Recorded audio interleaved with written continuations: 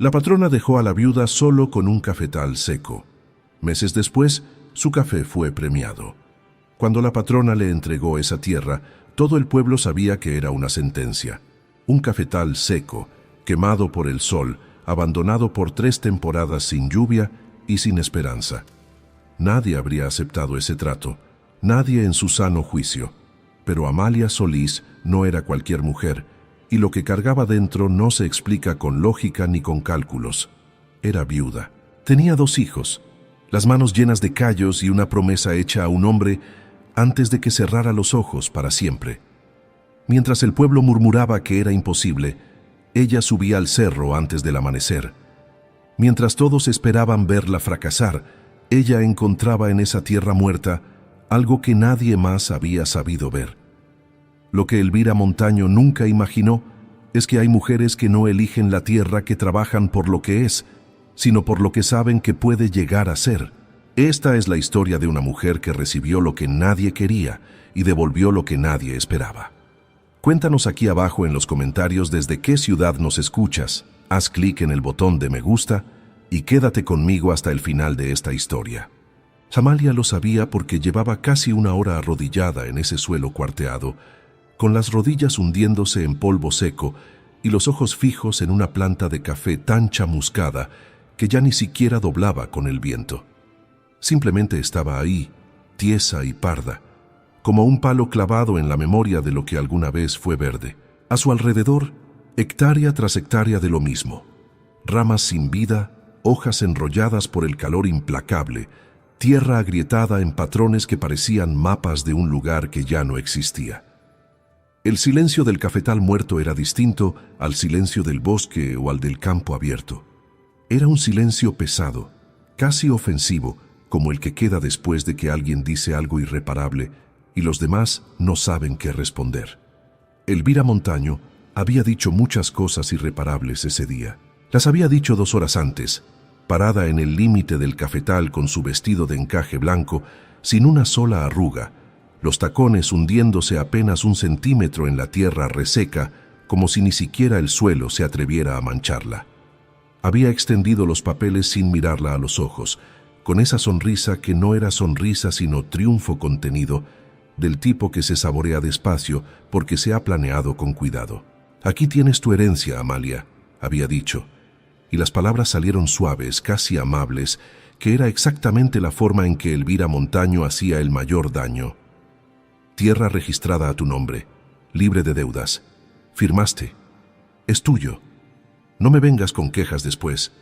Y luego, ya dándose la vuelta, había añadido casi como si fuera un pensamiento sin importancia. «Claro que si en 6 meses no produces nada, pues ya sabes, las deudas del finado todavía existen aunque él no esté». Amalia había firmado, no porque no supiera lo que estaba firmando, lo sabía perfectamente. Ese cafetal era el lote que nadie en la región había querido trabajar en los últimos 2 años. 3 temporadas consecutivas de sequía sin precedentes lo habían dejado en ese estado de abandono absoluto. Los peones más viejos de la zona decían que esa tierra ya había dado todo lo que tenía y que resucitarla costaría más dinero, más tiempo y más esperanza de lo que cualquier cosecha podría devolver. La patrona lo sabía. El notario que presenció la firma también lo sabía, aunque tuvo el decoro de bajar los ojos cuando Amalia estampó su nombre. Hasta el muchacho de 16 años que cargó los documentos hasta la mesa lo sabía, y por eso no levantó la vista en todo el tiempo que duró la ceremonia. Todos sabían, y nadie dijo nada, porque nadie sabía la razón verdadera por la que Amalia había puesto su nombre en esos papeles.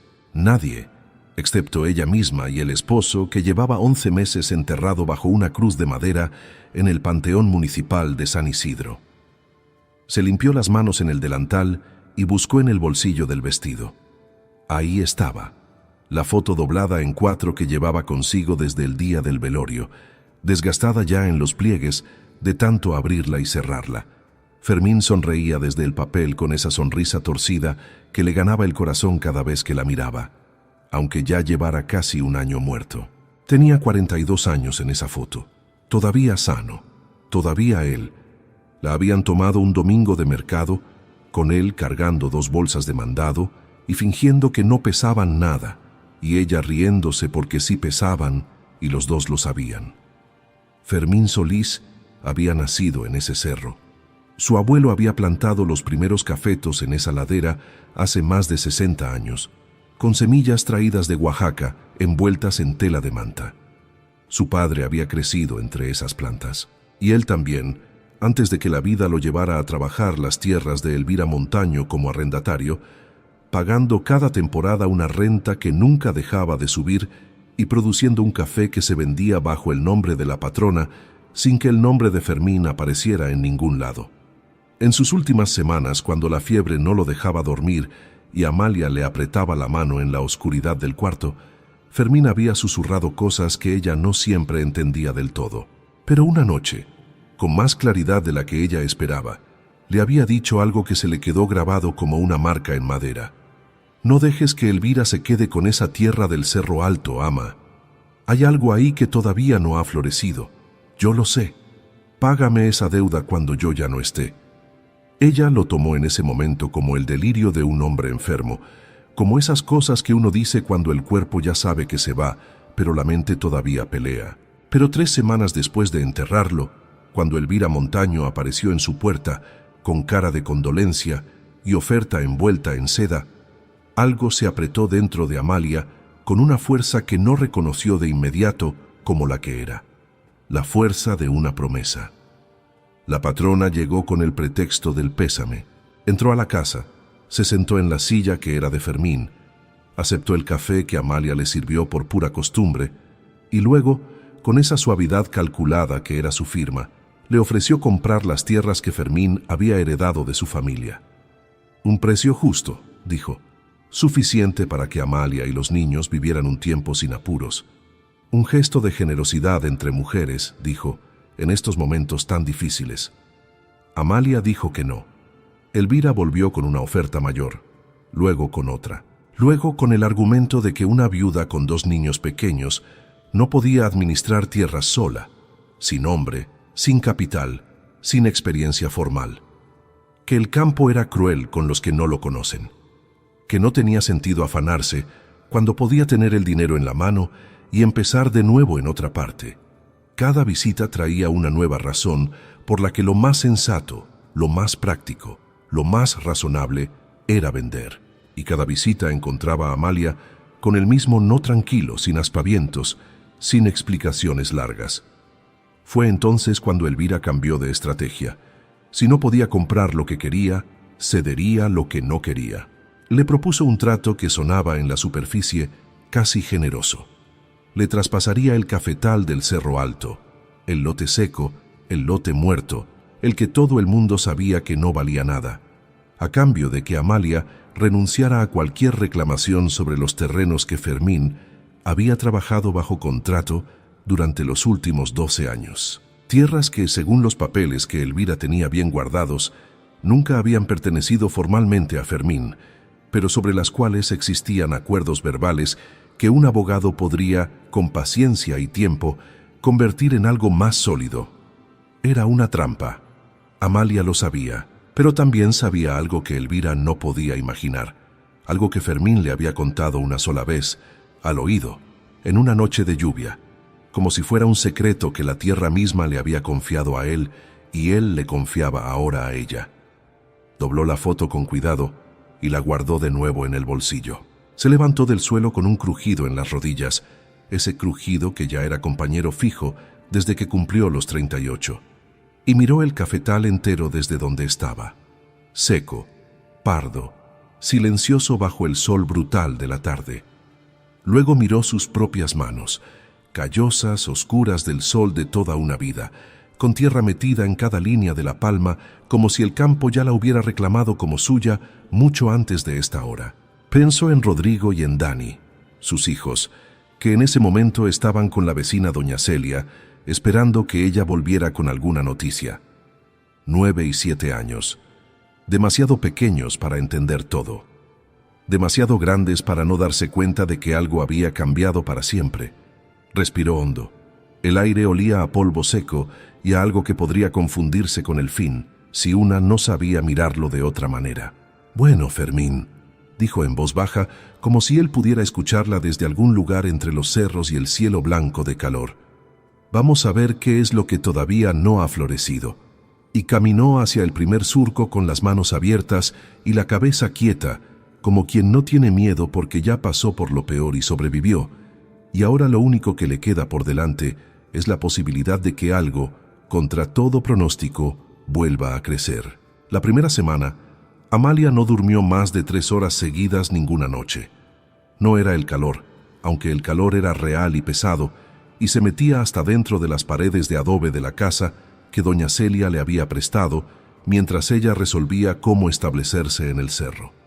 No era el miedo tampoco, aunque el miedo también estaba ahí, quieto en un rincón como un animal que sabe que no tiene que moverse para hacerse sentir. Era otra cosa. Era la cabeza que no paraba, que seguía dando vueltas sobre el mismo punto como agua en un remolino. El cafetal, las plantas, la tierra, el secreto que Fermín le había contado aquella noche de lluvia y que ella no había podido contarle a nadie porque no tenía palabras para explicar algo que todavía no entendía del todo. Lo que sí entendía era el trabajo. Eso siempre lo había entendido. Antes de que el sol terminara de salir, ya estaba en el cerro. Subía el camino de terracería con una lámpara de mano y las botas prestadas de doña Celia, una talla más grandes que las suyas, y llegaba al cafetal en ese momento, entre la noche y la mañana, en que el mundo todavía no ha decidido del todo qué color va a tener el día. Los niños se quedaban dormidos en casa de la vecina. Rodrigo sabía ya no preguntar a dónde iba su mamá tan temprano. Dani todavía a veces preguntaba, pero se volvía a dormir antes de que llegara la respuesta. Los primeros días los dedicó a caminar. Solo caminar el terreno entero, surco por surco, con los ojos muy abiertos y las manos tocando cada planta, cada rama, cada puño de tierra. Era algo que había aprendido de su abuelo materno cuando era niña.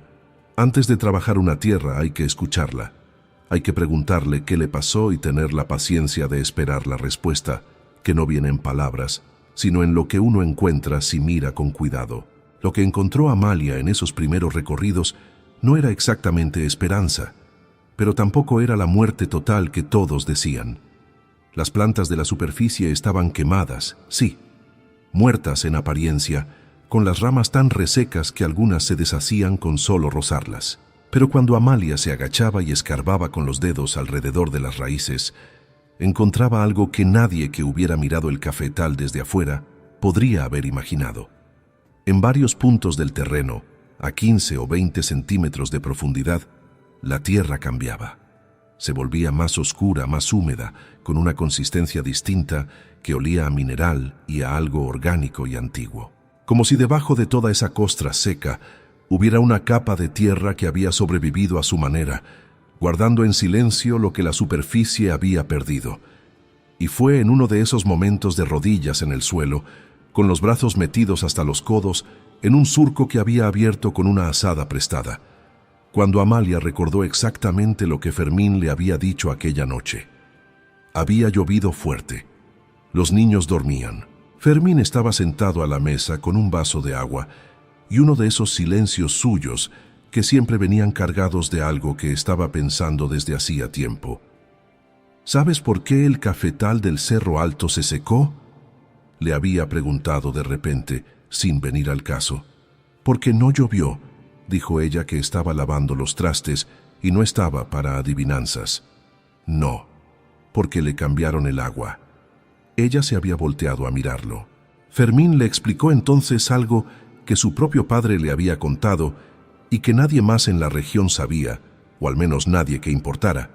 Debajo del cafetal del Cerro Alto, siguiendo una línea casi recta de oriente a poniente, corría un venero subterráneo de agua limpia. Un manantial antiguo, de esos que los viejos llaman agua dormida, porque fluye despacio, por debajo de la roca, y solo sale a la superficie si alguien sabe dónde buscarla. Durante décadas, ese venero había sido la razón por la que ese cafetal producía granos distintos a los de cualquier otro lote de la región, más densos, más oscuros, con un amargor limpio que los conocedores reconocían, aunque no supieran explicar de dónde venía. Pero hacía 4 años, cuando Elvira Montaño construyó un bordo nuevo en la parte alta de su propiedad para retener agua de lluvia. Sin saberlo, o quizás sabiéndolo, nunca se podía estar seguro con Elvira, desvió el flujo natural del Venero. El agua subterránea cambió de camino, y el cafetal, sin esa humedad que llegaba desde abajo sin que nadie la viera, empezó a morir desde las raíces hacia arriba, que es la forma más lenta y más cruel de morir. Si alguien abriera el paso de nuevo, había dicho Fermín esa noche, mirando el vaso de agua como si viera algo que no estaba ahí, ese cafetal podría volver, y no solo volver, podría ser el mejor de todo San Isidro. Amalia nunca había olvidado esa conversación, pero hasta ese momento, con los brazos metidos en la tierra del cerro y los dedos tocando esa capa de suelo oscuro y vivo que había sobrevivido debajo de la sequía, no había entendido del todo lo que significaba. El Venero todavía estaba ahí, solo estaba buscando por dónde salir. Lo que siguió fueron semanas de un trabajo que Amalia no le contó a nadie porque sabía exactamente lo que le dirían. Subía al cerro antes del amanecer y bajaba con las últimas luces. Los fines de semana llevaba a Rodrigo, que tenía 9 años y brazos flacos, pero una seriedad para el trabajo que a veces la hacía sentir que Fermín la miraba desde adentro de ese cuerpo chico. Dani se cansaba más rápido y se distraía con las lagartijas y las piedras, que era exactamente lo que tenía que hacer un niño de 7 años, y Amalia lo dejaba explorar mientras trabajaba. El primer paso fue despejar, retirar las plantas completamente muertas, las que ya no tenían nada recuperable ni en rama ni en raíz. Era trabajo duro y polvoroso, y a veces triste, porque arrancar una planta de café que lleva décadas en un lugar se siente, aunque uno no quiera que se sienta, como enterrar algo. Rodrigo lo hizo sin quejarse. Una tarde, después de arrancar una planta particularmente grande, se quedó mirando el hueco en el suelo y preguntó: ¿Y si no crece nada, mamá? Amalia lo miró un momento antes de responder. Entonces, habremos aprendido que no funciona, que también sirve. El niño asintió como si eso fuera suficiente y siguió trabajando. El segundo paso fue buscar el venero. Para eso, Amalia recurrió a algo que no se aprende en ningún lado formal, pero que existe en la memoria de los que crecieron cerca de la tierra: la observación. Durante varios días, en las mañanas muy tempranas, cuando el suelo todavía guardaba el frío de la noche, recorría los surcos buscando el punto donde la tierra amaneciese menos seca que el resto, donde hubiera alguna diferencia, aunque fuera mínima, en el color o en la consistencia del polvo superficial. Era un trabajo de paciencia absoluta, del tipo que no admite prisa ni distracción y que en otras circunstancias de su vida habría sido difícil sostener, pero que en ese momento le resultaba casi natural porque era lo único que tenía. Lo encontró un martes, en el extremo poniente del terreno, donde la ladera hacía una pequeña curva hacia adentro. Un parche de tierra de no más de 2 metros cuadrados donde, cada mañana, el suelo amanecía de un tono apenas más oscuro que el resto, casi imperceptible, pero estaba ahí. Cavó despacio, con cuidado, siguiendo la lógica de no romper lo que todavía vivía. A los 40 centímetros la pala encontró resistencia húmeda. A los 50, el suelo estaba definitivamente mojado. Y a los 60 centímetros, en una hendidura natural entre 2 capas de roca, había agua. Poca. Un hilo casi invisible que avanzaba hacia el oriente, siguiendo la pendiente natural del cerro. Amalia se quedó en cuclillas frente a ese hilo de agua por un tiempo que no supo medir.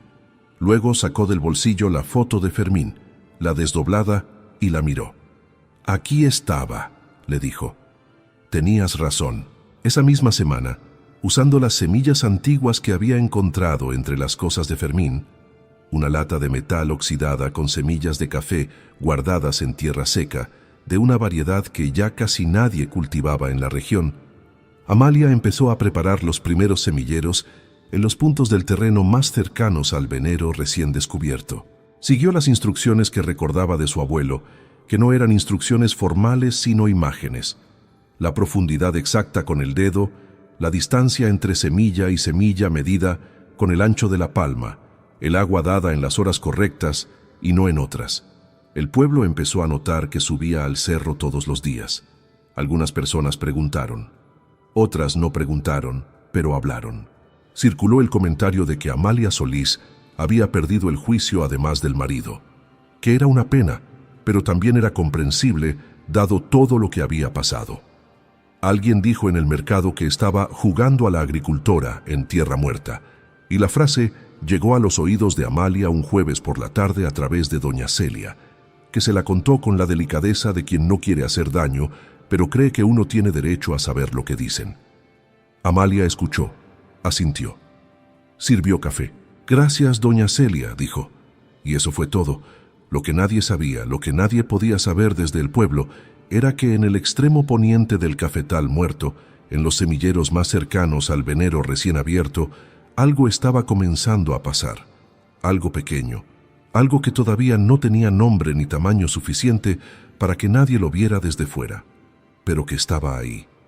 Los primeros brotes aparecieron un miércoles. Amalia los encontró al amanecer, en el momento exacto en que la luz todavía no decidía si quedarse o seguir siendo noche. Eran pequeños, ridículamente pequeños, si uno los comparaba con todo el trabajo que había costado llegar hasta ese punto. 2 centímetros de verde pálido emergiendo de la tierra oscura del semillero, con esa fragilidad específica de lo que acaba de nacer y todavía no sabe que el mundo puede ser difícil. Pero estaban ahí. 3 en el primer semillero, 2 en el segundo, uno solitario más hacia el oriente que los demás, como si hubiera decidido salir solo para probar si era seguro. Amalia se arrodilló en el suelo húmedo y los miró por un tiempo largo sin tocarlos. Luego sacó el teléfono y tomó una foto, no para mostrarla a nadie, solo para tenerla, para poder mirarla en las noches difíciles, que todavía eran la mayoría, y recordar que había algo en ese cerro que había decidido vivir a pesar de todo. Los meses que siguieron fueron los más exigentes de su vida, y eso era mucho decir para una mujer que había parido 2 hijos, enterrado a un esposo y firmado papeles sobre tierra muerta frente a una patrona que sonreía con los ojos fríos. El trabajo en el cafetal era constante y físico, y no perdonaba los días malos, que eran varios a la semana. Había mañanas en que Amalia subía el cerro con el cuerpo tan cansado que cada paso en la terracería se sentía como una negociación entre ella y sus propias piernas. Había tardes en que bajaba con las manos tan lastimadas que no podía abrir una botella sin hacer una mueca, y se las vendaba en silencio para que Rodrigo y Dani no la vieran y se preocuparan más de lo que ya se preocupaban. Pero los brotes siguieron creciendo.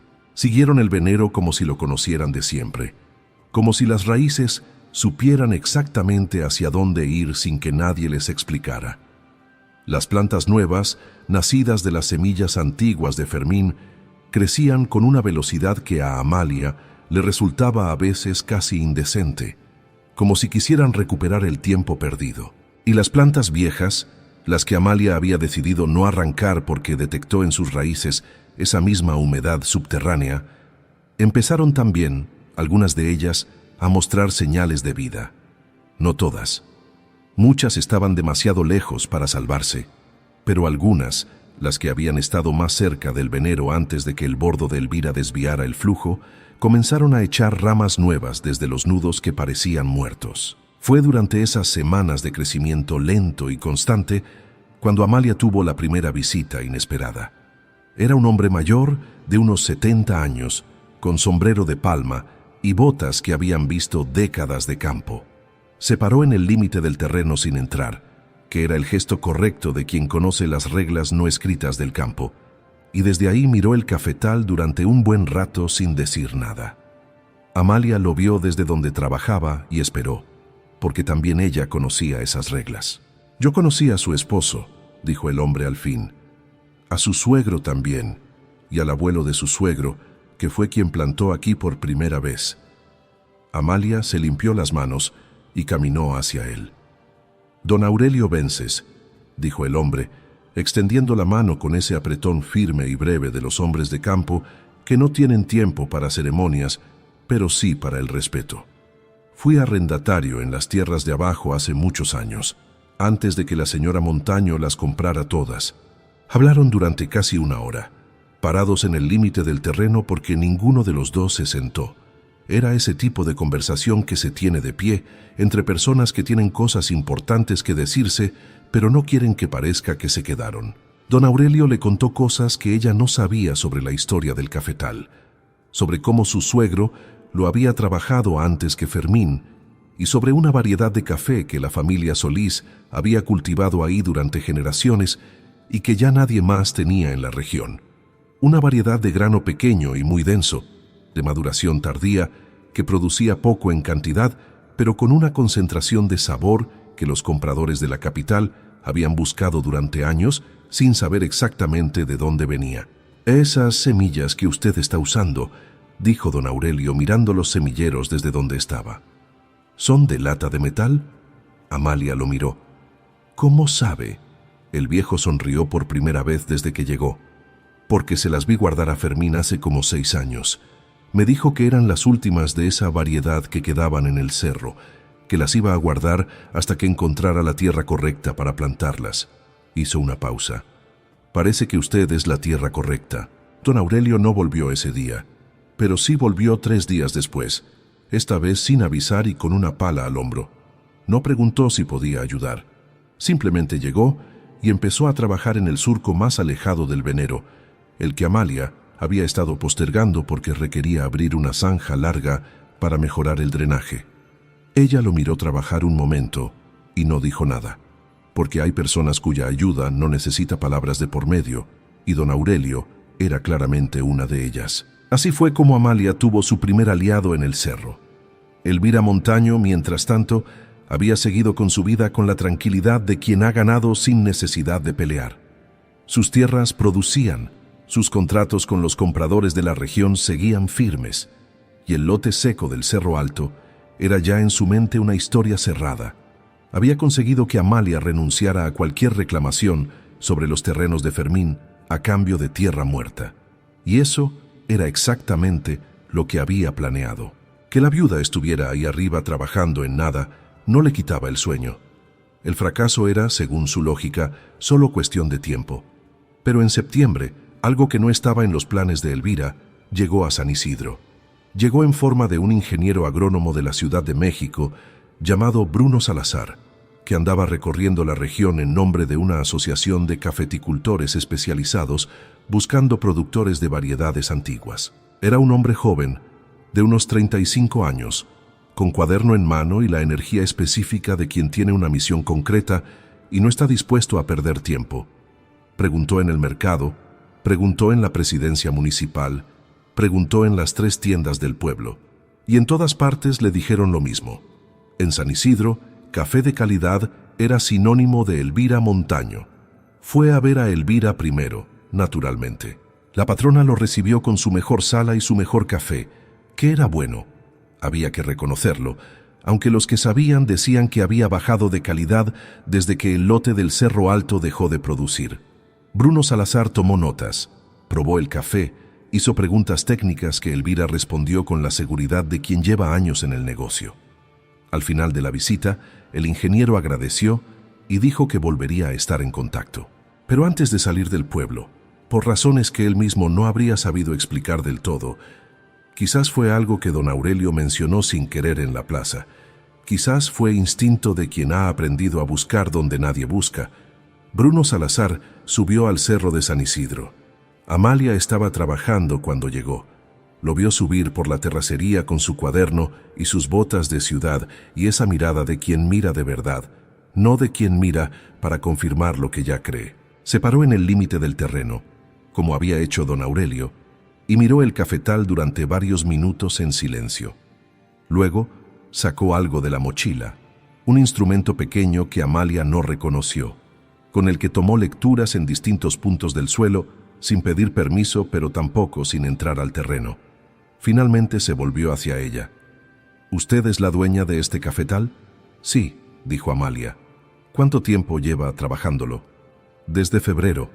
Él anotó algo. Luego, ¿estas plantas nuevas son de variedad Bourbon? Amalia no sabía el nombre técnico. Le describió las semillas, pequeñas, de color oscuro, guardadas en lata de metal por su esposo. Bruno Salazar la miró con una expresión que ella no supo leer de inmediato. «Señora, la variedad que usted está cultivando dejó de producirse comercialmente en esta región hace más de 15 años. Los granos que se desarrollan bajo condiciones de estrés hídrico, como las que tiene este terreno, producen una concentración de azúcares y ácidos que no se puede replicar en condiciones normales. Hay compradores especializados en la capital que llevan años buscando exactamente esto». Amalia lo escuchó sin moverse. «En marzo hay un concurso nacional de cafés de origen», continuó él. «Las reglas permiten inscribir lotes experimentales si se puede documentar el proceso de cultivo. Con lo que veo aquí, si los granos maduran como espero, usted podría tener algo que vale la pena presentar». Hubo un silencio. El sol de la tarde pegaba de lado y hacía que las plantas nuevas del cafetal, esas que Amalia había sacado de semillas guardadas en una lata oxidada y convicción de no rendirse, tuvieran un brillo verde que desde cierto ángulo se parecía mucho a la esperanza. «¿Y si no es suficiente?», preguntó Amalia. Bruno Salazar guardó el cuaderno. «Entonces habrá producido café en tierra que todos daban por muerta, con una variedad que todos creían perdida, usando técnicas que nadie más aplica aquí». Se puso la mochila al hombro. «Eso ya es suficiente para alguien». Esa noche, Amalia acostó a los niños más temprano de lo habitual. Se sentó a la mesa con el teléfono y la foto de Fermín frente a ella y estuvo un rato largo sin hacer nada, solo dejando que el silencio de la casa le dijera lo que necesitaba escuchar. Luego buscó en el teléfono el formulario del concurso que Bruno Salazar le había mandado por mensaje antes de bajar del cerro. Lo leyó completo, 2 veces, y empezó a llenarlo. La cosecha llegó en noviembre, cuando el cerro de San Isidro amaneció 3 días seguidos con una neblina baja y fría, que se quedaba entre las plantas hasta las 10 de la mañana y luego se disolvía despacio, como si no tuviera prisa por ningún lado. Amalia llevaba semanas observando los granos. Los revisaba cada mañana, con una atención que don Aurelio describió una vez, sin querer ser poético, pero siéndolo, como la mirada de quien espera a alguien que sabe que va a llegar, pero no sabe exactamente cuándo.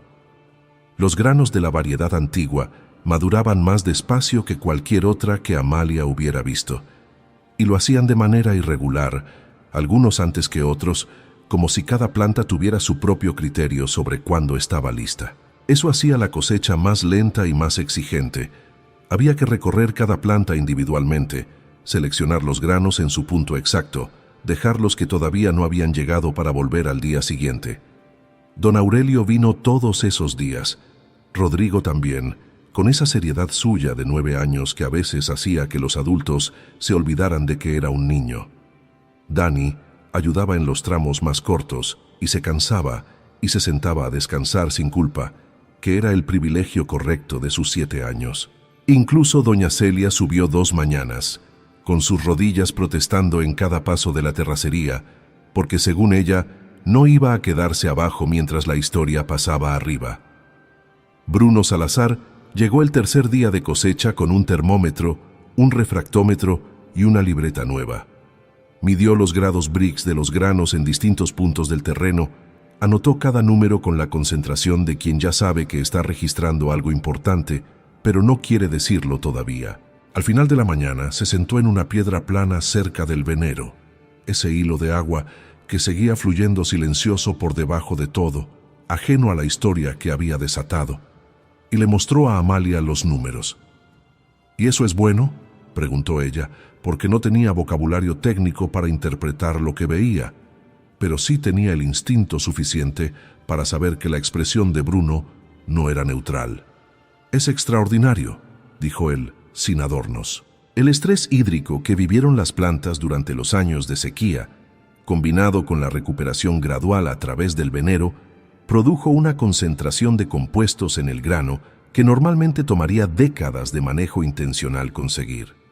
Básicamente, la adversidad hizo el trabajo que ningún agrónomo habría podido planear. Amalia miró el cafetal. Las plantas, esas que meses atrás eran ramas pardas en tierra cuarteada, estaban cargadas de frutos rojos y oscuros que brillaban con la humedad de la mañana. No eran muchos en comparación con lo que un cafetal sano habría producido. Pero los que había eran, según todos los números que Bruno tenía en la libreta, exactamente lo que necesitaban ser. El proceso de beneficio, el despulpado, la fermentación, el secado, lo hicieron con una lentitud deliberada que a veces desesperaba, pero que Bruno insistía en respetar. Usaron métodos que don Aurelio recordaba de su juventud y que ya nadie aplicaba en la región porque tomaban más tiempo y más cuidado del que la mayoría estaba dispuesta a invertir. Amalia los siguió al pie de la letra, con esa capacidad suya para la paciencia, que no era resignación sino algo distinto. La convicción tranquila de que las cosas que valen la pena tienen su propio ritmo y forzarlas no las apresura, sino que las arruina. Para diciembre el café estaba listo. Bruno se llevó las muestras a la capital para el registro del concurso. Amalia firmó los formularios con su nombre completo: Amalia Solís, viuda de Fermín Solís, y en el espacio que pedía el nombre del predio escribió lo que don Aurelio le había dicho, que se llamaba originalmente ese cafetal, antes de que Elvira Montaño le pusiera su propio nombre a todo lo que tocaba: Cerro Partido, Lote Poniente, familia Solís. Elvira Montaño se enteró de la inscripción al concurso por el mismo canal por el que se enteraba de todo en San Isidro. Alguien que le debía un favor le contó lo que había oído. La noticia no la preocupó. Le causó, según le confió a su administrador, algo más parecido a la curiosidad burlona que a la inquietud. Una viuda con un cafetal experimental, semillas viejas y métodos artesanales compitiendo en un concurso nacional donde participaban productores con décadas de experiencia, financiamiento, tecnología y equipos enteros de agrónomos. Era, en su evaluación, un gesto bonito pero sin consecuencias reales. Lo que Elvira no consideró, porque era el tipo de cosa que no entra en los cálculos de quien mide todo en términos de recursos y posiciones, era que los jueces del concurso, ese año, habían decidido incorporar una categoría especial: cafés de origen extremo, producidos en condiciones climáticas o geográficas inusuales, que demostraran características organolépticas excepcionales precisamente a causa de esas condiciones. Era una categoría nueva, propuesta por un grupo de catadores internacionales que llevaban años argumentando que el café más interesante del mundo no crecía en las mejores condiciones, sino en las más difíciles. Los resultados se anunciaron un viernes de enero, a través de la página oficial del concurso y de un comunicado que Bruno Salazar le reenvió a Amalia a las 7 de la mañana antes de llamarla. Amalia estaba ya en el cerro cuando llegó el mensaje. Lo leyó 2 veces en la pantalla pequeña del teléfono, con el sol apenas saliendo detrás del horizonte y los niños todavía dormidos en casa de doña Celia. Luego se quedó parada en el mismo punto, sin moverse, durante un tiempo que no supo medir. El café del Cerro Partido, familia Solís, había ganado el primer lugar en la categoría de origen extremo y una mención especial del jurado internacional por lo que la resolución oficial llamaba perfil de taza irrepetible, resultado de condiciones de cultivo únicas y manejo artesanal de variedad patrimonial, en riesgo de desaparición. El premio incluía una suma de dinero que Amalia leyó 3 veces para asegurarse de que no estaba confundiendo los ceros, y un contrato de compra exclusiva con una importadora especializada de la Ciudad de México que distribuía a Europa y Japón. Bruno llamó 30 segundos después de que ella leyera el mensaje. ¿Lo vio?, preguntó, y su voz tenía esa agitación específica de quien ha estado esperando poder hacer esa pregunta desde que se despertó. «Lo vi», dijo Amalia. Y ella miró el cafetal.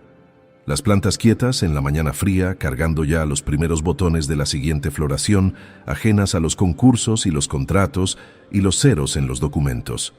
Solo ahí, creciendo, haciendo lo único que sabían hacer cuando alguien les daba el agua y el tiempo correctos. «Y hay que preparar el terreno para la siguiente temporada», dijo. Bruno soltó una carcajada al otro lado de la línea. La noticia llegó a San Isidro antes del mediodía, con esa velocidad específica de los pueblos pequeños, donde la información viaja más rápido que el viento y llega a todos los rincones antes de que el protagonista haya tenido tiempo de asimilarla. Para la tarde, había un grupo de personas frente a la casa de doña Celia que querían ver a Amalia. Entre ellos, el presidente municipal, el corresponsal del periódico regional, 2 productores que semanas antes habían murmurando que era una locura lo que hacía en el cerro, y un fotógrafo con una cámara grande que no dejaba de disparar aunque no hubiera llegado todavía la protagonista de la historia. Amalia bajó del cerro a las 5 de la tarde, como todos los días, con las botas cubiertas de tierra y el pelo recogido, y las manos que ya eran permanentemente las manos de alguien que trabaja el campo. Rodrigo y Dani venían a su lado. Cuando llegaron al pueblo y vio el grupo, Rodrigo la miró con una pregunta en los ojos. Ella le puso la mano en el hombro brevemente y siguió caminando. Elvira Montaño también estaba ahí. No había planeado estar, o quizás sí, que con Elvira nunca era fácil distinguir entre el cálculo y el orgullo. Estaba parada en el borde del grupo, con su ropa impecable de siempre y esa postura que nunca cedía, y cuando Amalia llegó, sus ojos se encontraron por encima de las cabezas de la gente con la franqueza involuntaria de 2 personas que se conocen demasiado bien para fingir que no se ven. El presidente municipal habló primero. Luego el corresponsal hizo preguntas que Amalia respondió con frases cortas y precisas, sin dramatismo, describiendo el trabajo como lo que había sido: trabajo. Don Aurelio, desde un lado del grupo, escuchaba con los brazos cruzados y esa expresión de quien está viendo confirmarse algo que siempre supo. En un momento, el corresponsal preguntó directamente: ¿Cómo llegó a tener acceso a este terreno, señora Solís? Amalia respondió con la verdad, sin adornos y sin intención de herir, aunque la verdad tuviera la forma exacta de un espejo puesto frente a alguien que prefería no verse. Me lo cedió la señora Montaño a cambio de mis derechos sobre otros terrenos. Ella consideró que esta tierra no tenía valor. Hubo un silencio breve en el grupo, el tipo de silencio que no es ausencia de sonido, sino presencia de algo que todos entienden al mismo tiempo. Elvira Montaño no dijo nada, pero algo en su postura, en ese momento, se dio 1 milímetro, solo uno, suficiente para que Amalia, que la conocía desde hacía años, lo notara. No sintió satisfacción, o quizás sí sintió algo, pero era un algo tranquilo, sin filo, del tipo que no necesita que el otro sufra para ser real. Había algo más grande que eso, ocupando el espacio dentro de ella esa tarde. La imagen de Fermín en su última noche lúcida, diciéndole que había algo en esa tierra que todavía no había florecido. Y la certeza de que ella había sido, contra todo lo que cualquiera habría apostado, la persona capaz de encontrarlo. Esa noche, después de que los niños se durmieron y la casa de doña Celia quedó en silencio, Amalia salió al patio y se sentó en el escalón de la entrada con el teléfono en la mano. Abrió la foto de Fermín, la misma de siempre.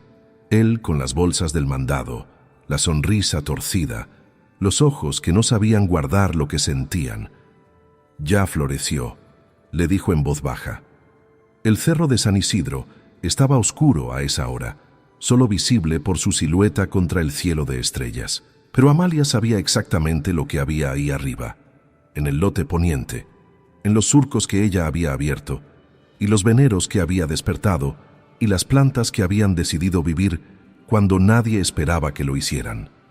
Una tierra que todos llamaron inútil, una mujer que decidió creerle a un hombre que ya no estaba, y un café que supo, como saben las cosas verdaderas, esperar el momento exacto para revelar todo lo que siempre había tenido adentro. Hay tierras que parecen muertas, pero solo están esperando las manos correctas. Hay promesas que sobreviven a quienes las hicieron y siguen guiando a los que las recibieron. Y hay mujeres que no necesitan que nadie crea en ellas, porque aprendieron a creer en lo